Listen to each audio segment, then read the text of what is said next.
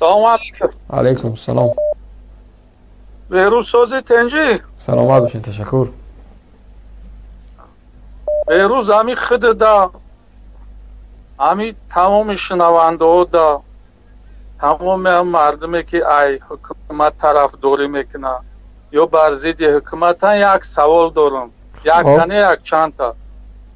همی اینا خودت یک مثال عادی دانشجو بودی ها؟ خب در همین دانشگاه ما معلم یا که دانشجوی هسته که ندانه که وظیفه رکتر دکان چند پول میسته.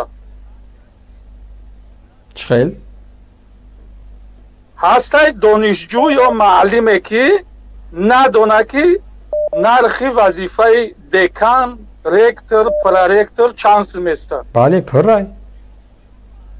هسته هم خیلی معلمه که ندانه که نرخی دکانات چند میسته. بله هسته. نیسته. هسته. مثال چخه یک معلمه که ناومه بیو از کجا میدونه که برای دکان نرخ چند پول است؟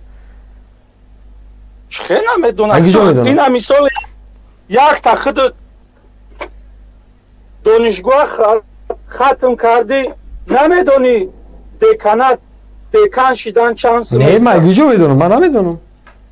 در یک آنجا رسمی نوشته شده است که نرخ دکان چند سوم است؟ آیا دکان شده با پول است؟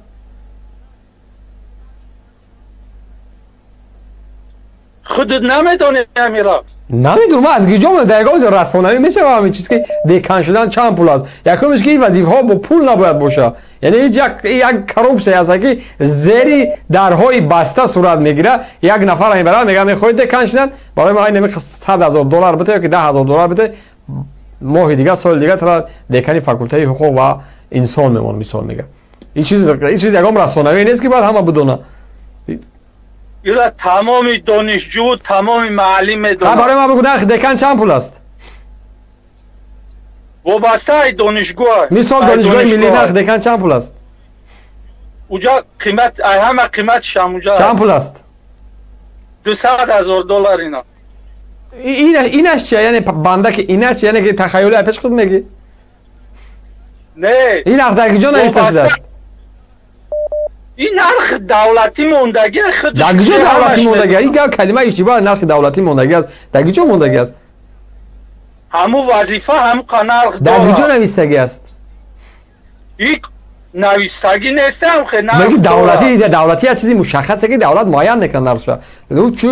اونو میونه روها، اونو کروپسیونرایی که هستن در وسط، مشاورایی که هستن، شاید نمیدونم شیستیورکایی که هستن، اونها نرخ گذاری میکنن.